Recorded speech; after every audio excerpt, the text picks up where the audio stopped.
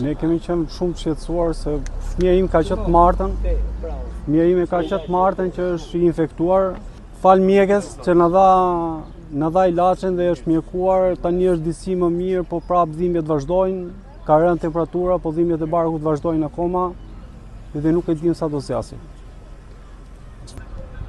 Ato janë organet kompetente që duhet kontrollojnë ato gjëra, nuk jemi ne jemi thjesht. Për ta çuar fëmijën prapë? Jo, nuk jam i sigurt për ta çuar fëmijën, po prapë atje në atë kopësht. Se ajo më ndodhi prapë nesër. Për këtë gjë. Ky rast, para një jave fëmia del nga kopshti me temperaturë, me dvjella, me bark, 72 orë, fëmia ishte bërë verdh. Edhe s'kishte informacion se çfarë ishte, ç'si ishte. Serume, më shumë se 72 orë, intensive. Pastaj gjendja përmirësohet pak më mirë.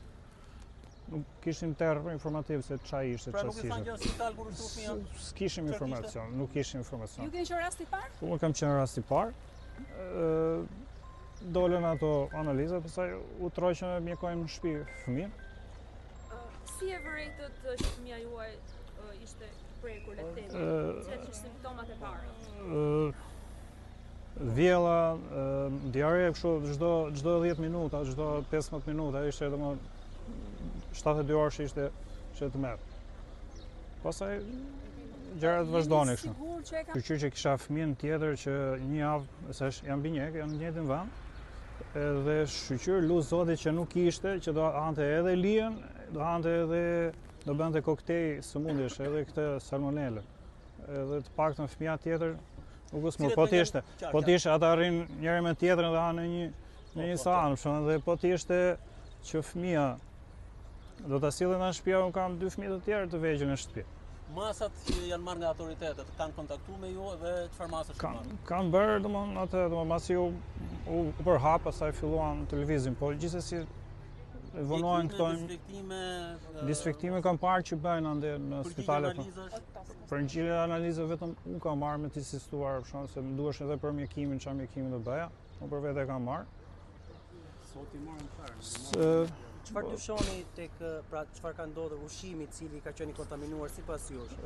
Burimet jo zyrtare kemi nga. Ne qytetarët e Gramshit nuk dolëm për politik, nuk kemi dalë as për të heq në një kryetar apo në një drejtor nga puna.